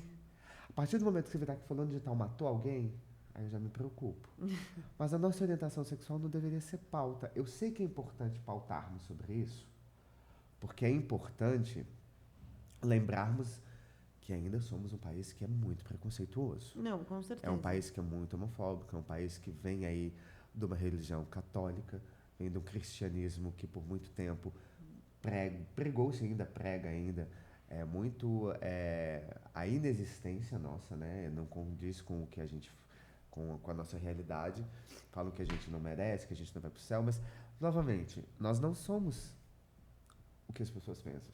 Nós somos pessoas comuns, com trabalhos igual a todo mundo, e vieses diferentes. Então, a minha realidade perante todo o preconceito que eu já sofri, que não chega nem aos pés do preconceito de uma travesti preta. Exato. Mas ainda assim tem cada um seus recortes, é por isso que é importante trabalhar a diversidade. Porque o que eu não vivi, outra pessoa viveu, e talvez ela tenha um pensamento e uma análise diferente da minha, que vai trazer uma solução melhor. Sei lá, eu quero inovar lançando um novo sistema de inteligência artificial. O sistema de inteligência artificial, ele ainda assim, ele tem um prompt que ele é o quê? Feito por um humano. É o humano que decide como que vai ser feito aquilo. Se eu coloco um humano, que é um cara branco, cis, hétero, da geração X, para criar o prompt, e não coloco outras pessoas que vivem outras realidades para dar os seus pitacos, eu só vou estar falando com aquele tipo de pessoa. E aquele prompt, aquela solução, ela não vai servir para mim que sou gay. Como não vai servir para uma travesti, que é preta e periférica. Como não vai servir para você, que é lésbica. Então, o que a gente precisa entender é, a diversidade, ela aumenta o nível de solução e ela aumenta o nível de inovação que você pode ter no seu ambiente de trabalho. Talvez você crie uma solução de inteligência artificial que foi estudada por pessoas de diferentes vieses e ela seja perfeita e ela tenha uma aceitação da população maior, porque, pasmem, a maior parte da população não é branca, cis e hétero. Inclusive, metade da população brasileira, mais de 51%, é negra ou parda. Então, é importante que você tenha essas pessoas fazendo essa curadoria e fazendo parte dessas inovações e desses processos para que você consiga falar com o maior número de pessoas. Porque, novamente, toda empresa vende um produto, nem que seja ela o produto. E para que ela venda, ela tem que ter cliente. Nada melhor do que atingir a maior quantidade de clientes possíveis. Só vai conseguir isso pegando a diversidade por completo. Não, exatamente. E é o que tem na conferência. Quando o pessoal fala de turismo, a gente tem perfeita noção de que o turismo, ele vai em cima. A população LGBT gasta muito mais em A turismo. população LGBT não tem filho, gente. Exato, Não é que não muito. tenha, tá? Muitos têm. Mas a Mas a maioria não quer. E tá É. tudo bem, eu não quero, por exemplo, agora. Então, eu jogo. É, exatamente. Meu filho é um pet. Ou quando não é uma planta. Então a gente gasta com viagem. Gente, ó, eu tô Com aqui. A viagem. gente tá em junho, não é? Uhum. Eu já viajei mais de 12 vezes esse ano. Então. Ó, eu já fui em Cuiabá, eu já fui na Chapada, eu já fui pro Rio, eu já fui para o Sul, eu já fui pra Belo Horizonte. Cara, eu já fui muita gente. Agora E pode conversar muito mesmo. O hotel que respeitar a diversidade, Vai me ter. o seu dinheiro vai pra lá. Porque eu, por exemplo, quando eu viajo, no Brasil nem tanto, tá? Eu não faço isso com tanta frequência. É claro que eu sempre tento olhar algumas coisas básicas, mas assim, toda vez que eu viajo pra fora do Brasil, eu sempre procuro gay friendly. Ou um bairro que eu sei que é friendly, ou eu vou, porque geralmente, Google, né, gente? Você grita lá e fala, vou dar um exemplo agora, que eu vou pra Argentina em agosto. Bairros LGBTs na Argentina, ou locais com mais probabilidade de ter pessoas LGBTs em Buenos Aires. Aí fala, olha, o bairro tal, eu consigo... Igual o pessoal fala que Augusta, ali, Frei Caneca, é um local LGBT, e é onde eu moro. É isso. Então, se você vira pra mim e fala que você tem um hostel, você tem um hotel que é dentro de um bairro que é mais LGBT, eu vou em você. Até mesmo por questão de segurança, né? Quando você tá em um lugar mais... Gente, eu boicotei a Havan por falas homofóbicas. O meu boicote vai deixar ele de ser rico? Não. O meu boicote vai mudar a vida dele? De forma alguma. Eu não sou uma pessoa influente que eu vou quebrar uma das multimilionárias empresas do Brasil. Mas eu vou me dar o direito de escolher comprar em um local que eu me sinta confortável. Que eu saiba que o dinheiro que aquela pessoa está ficando mais rica ainda não é para ele ficar falando merda. Muita gente vai fazer isso? Não. Mas, novamente, é princípios. Quando a gente fala disso, é saber onde investir o seu dinheiro. E daí eu vou entrar aqui numa polêmica com você, né? A gente entra muito nessa questão de mostrar os negócios, fomentar o negócio de LGBTs, né? Principalmente essa questão de empreendedorismo. Quando algum amiga, eu faço muita questão de sempre apoiar.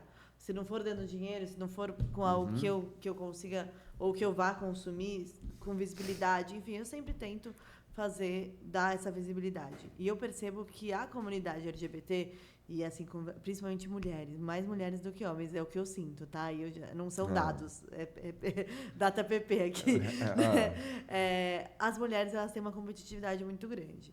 E aí, o que acontece? Porque a gente vem de uma sociedade machista em que as mulheres... Acho que é muito mais estrutural vocês competirem. Exatamente, é muito estrutural.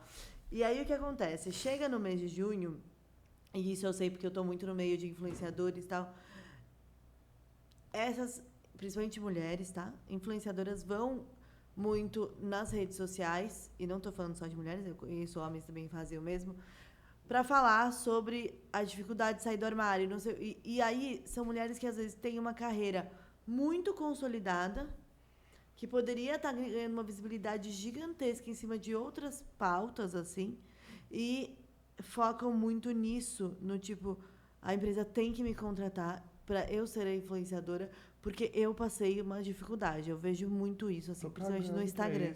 Né? Amiga, vocês passam dificuldade, todo mundo passa. Exato. E aí eu acho um pouco um desserviço para a comunidade LGBT. Então. Porque a gente tem que se destacar a gente tem que se destacar. Né? Eu vou falar uma frase eu não consigo entender isso, sabe? Por isso que eu acho polêmico, gente. Eu espero não ser cancelado nessa frase. Mas...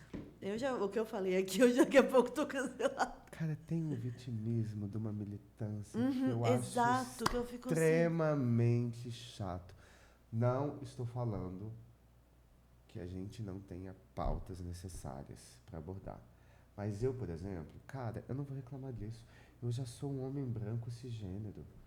Eu já estou no topo da cadeia. Se não fosse o fator ser gay, eu estava no topo. Então eu não vou ficar me vitimizando dentro de uma empresa porque ela tem que me contratar. A empresa contrata quem ela quiser.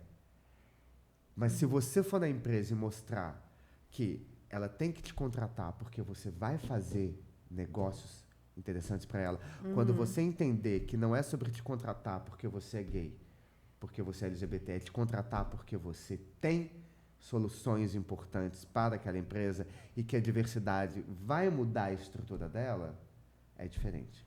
Exato. Ninguém vai te contratar porque você é LGBT. Ainda mais umas empresas que a maior parte delas são geridas por pessoas que não são LGBTs e que muitas vezes não concordam com a nossa existência. Só não falam verbalmente porque hoje é crime. Você tem que ser inteligente de chegar na empresa e mostrar para ela o quanto ela vai lucrar mais se ela ter a pauta de diversidade aberta dentro dela. Eu não tenho paciência para essa mimizenta. Para esse pessoal toda hora, meu Deus, eu sou LGBT, você precisa me contratar. Cara, não. Ele vai te contratar porque você é um funcionário muito foda, porque você acredita que você consegue mudar aquela empresa de forma interna, e principalmente porque você vai mostrar para eles que trazer a diversidade para dentro da empresa é uma solução. Ah, Felipe, você está falando aí, não sou a favor da meritocracia, tá, gente? Não acredito em meritocracia, quero deixar bem claro isso para o pessoal não achar que eu entrei nesse discurso. Estou falando do mercado de trabalho. Só que aí, eu também vou estar sendo muito ingênuo de achar que a comunidade LGBT vai estar assim dentro desse mercado. Eu sou uma pessoa, o quê? Que estou um pouquinho de fora dessa bolha. Eu tenho meus privilégios muito grandes. A pessoa LGBT, principalmente a pessoa trans, a pessoa travesti, na sua maior parte, ela tem até o ensino médio, às vezes ela não estudou.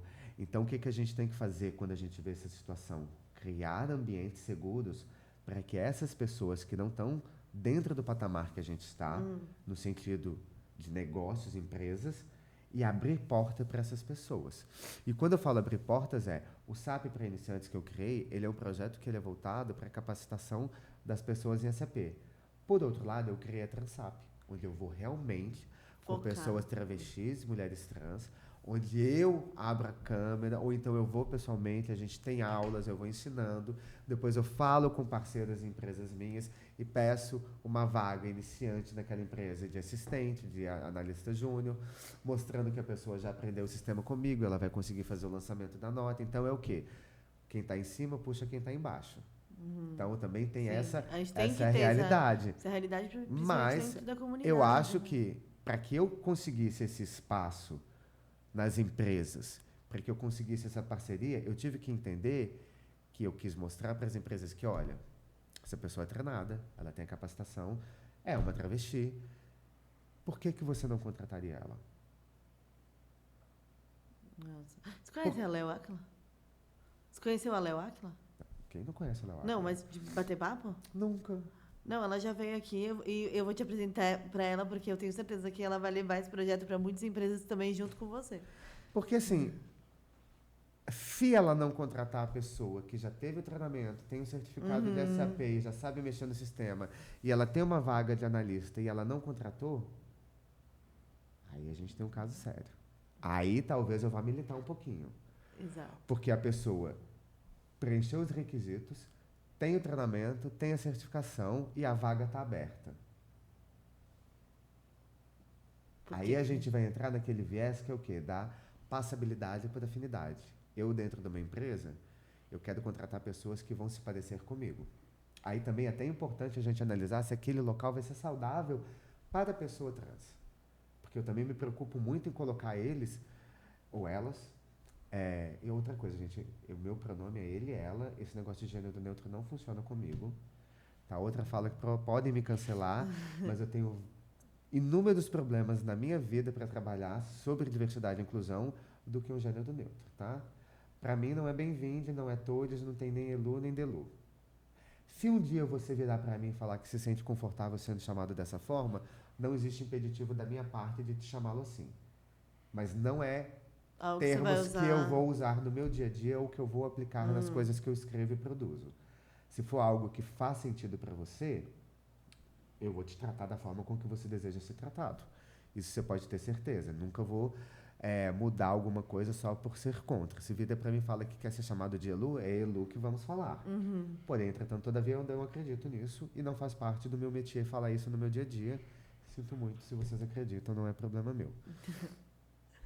Então, assim, tantas coisas que a gente precisa trabalhar nesse momento que eu estou muito mais preocupado em arranjar um emprego para aquela pessoa, tirá-la da prostituição e ajudar dentro desse âmbito.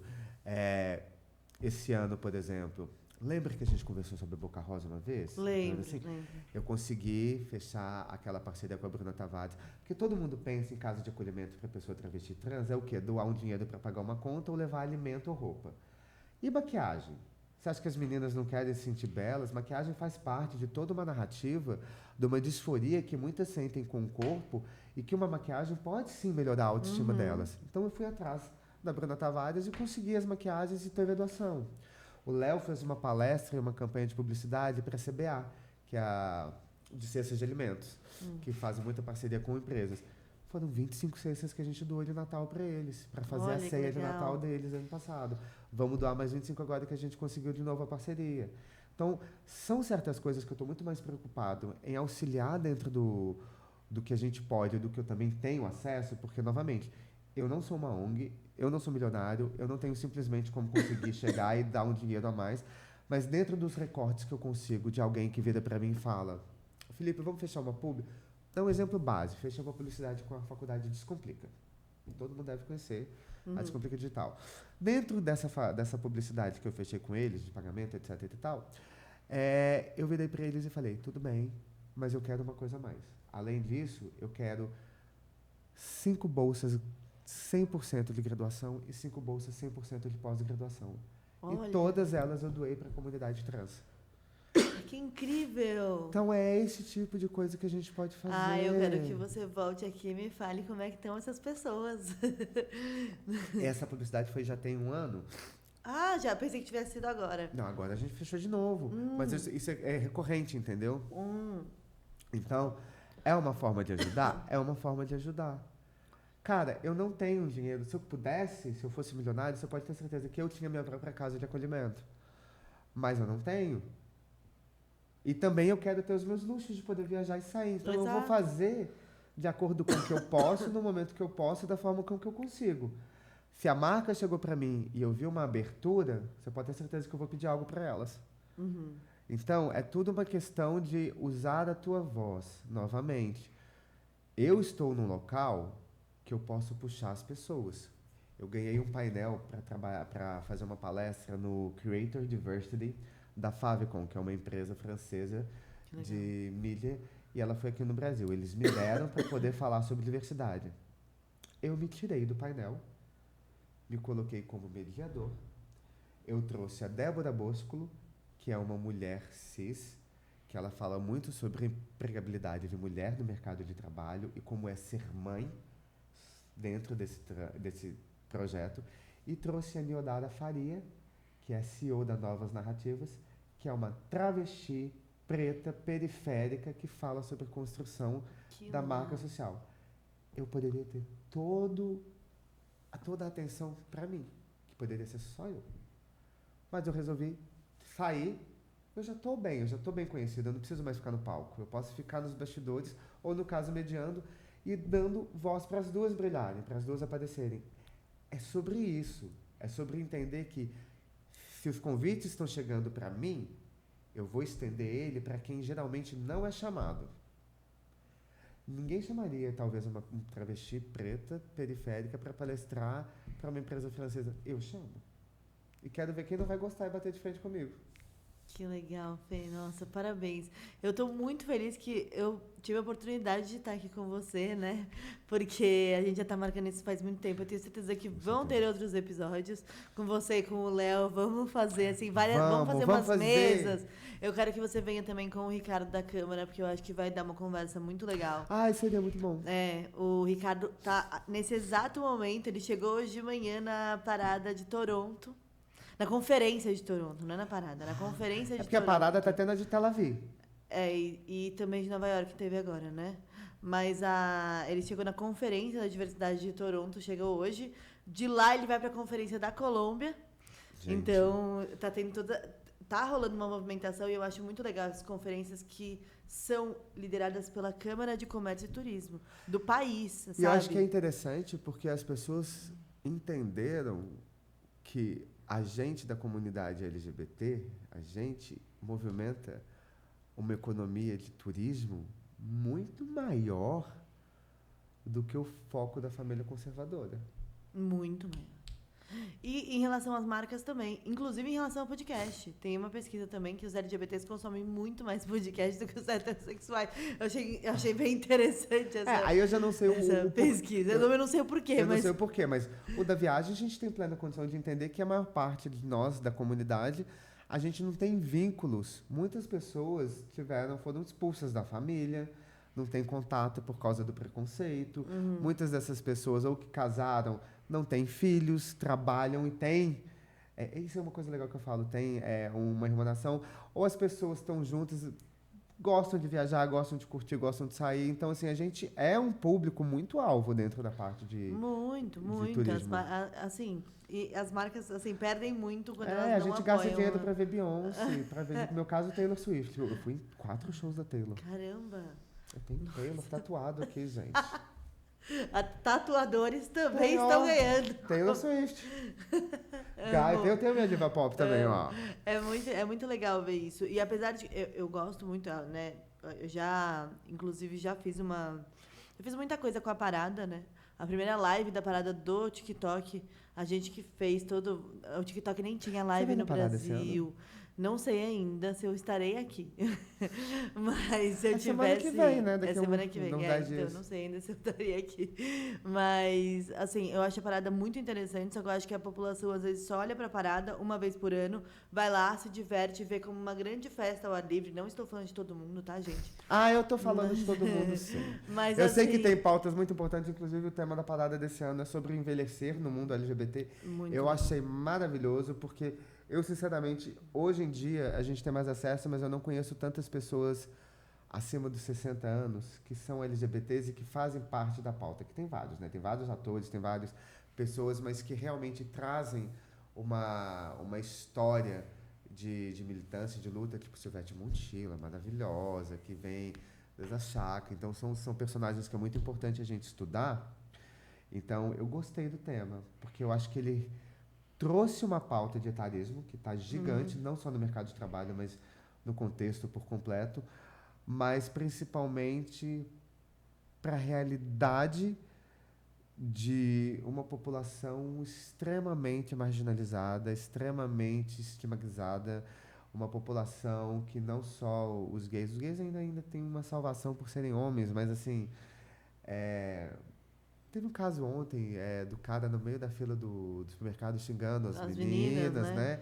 Teve outro caso daquela menina que xingou o cara na padaria e quase agrediu ele. Sim, que foi Rafa, lá em Higienópolis, né? Aí teve também a expectativa de vida da mina trans, da travesti, do recorte da mina trans preta. Então, assim, eu achei que é importante porque nossos corpos, e eu, na verdade, eu nem vou colocar nossos porque eu estaria sendo muito hipócrita.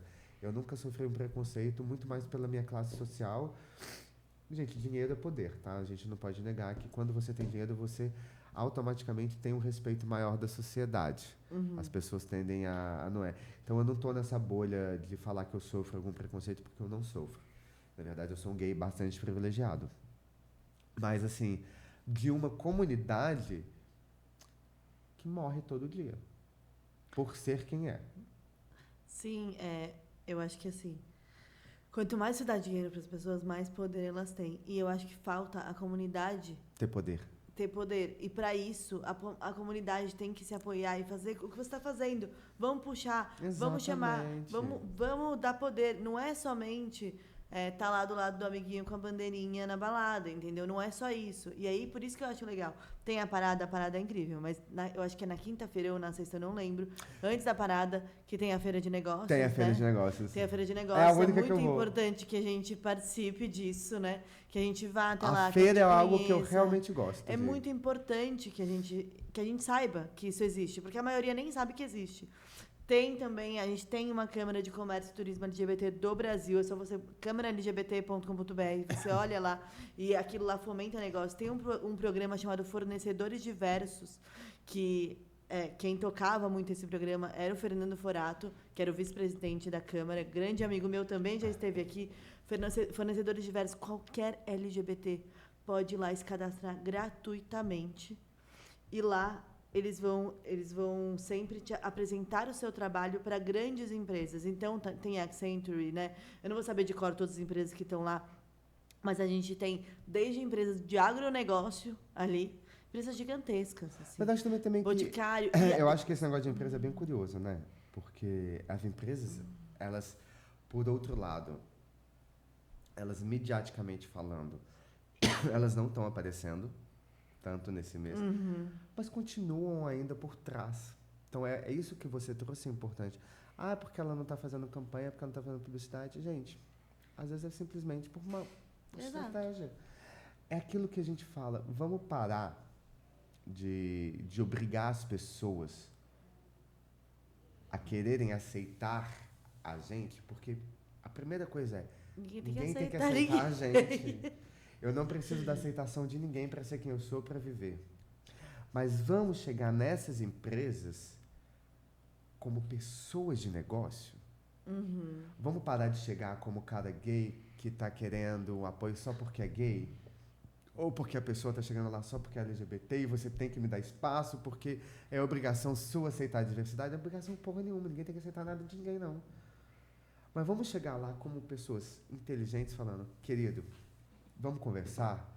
Queria te mostrar aqui hoje que todas as empresas que estão trabalhando aí no seu ramo, 90% delas estão utilizando políticas de diversidade e inclusão e tiveram tantos retornos por cento dentro dessa área.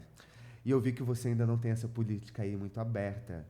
Queria saber se você tem trabalhado isso, se você quer ouvir uma proposta que eu tenho aqui de briefing para te apresentar como que você pode estruturar isso dentro da tua empresa e como que a gente pode trazer isso aí de solução não só para a sua produtividade, mas para a inovação e até mesmo para a tua mídia social, para que você tenha essa reverberação aí nas mídias de que você entrou dentro da pauta, sem necessariamente militar, mas mostrar essas diferenças, porque é isso. O cara não vai te contratar porque você é gay. Ele vai te contratar porque você mostrou para ele que a diversidade vai ajudar o negócio dele. É por aí que a gente tem que ir. Exatamente. E eu acho que, assim, eu quero encerrar aqui te agradecendo demais por esse seu tempo, pela sua disponibilidade, que eu sei que em junho é muito difícil conseguir o tempinho aí na sua agenda. Junho é complicado. Mas eu tô muito feliz com essa entrevista mesmo. Vou render vários cortes. Ai, me manda eles, eu vou postar para divulgar vocês. Vou te mandar, pode deixar. Já vamos... Aqui agradecer também a Lola, que tá atrás das câmeras. Vocês não estão vendo ela, mas ela tá levantando as mãozinhas. Ela tá levantando as mãozinhas. Ela vai mandar pra gente material pra já fazer esses cortes. E olha, agradeço demais. Eu também, um obrigado. Beijo pro Léo. E você que é empresa, você que é LGBT, assistiu a gente, já comenta aqui o que você achou. Dá o joinha. Já siga ele no LinkedIn. Felipe dos Anjos Almeida. É capaz do pessoal do LinkedIn vir pro podcast, que você tem muito mais seguidores. Eu gosto sim. A gente vai compartilhando seguidores. Muito obrigada, Fê. Não só pelo episódio, mas pela amizade, pelo companheirismo sempre. Obrigada. Valeu, obrigado. Tchau, gente. Tchau, gente. Eu amei. Nossa. Quando é que você vai me chamar pra ver uma palestra sua? Eu quero ver. Uma palestra.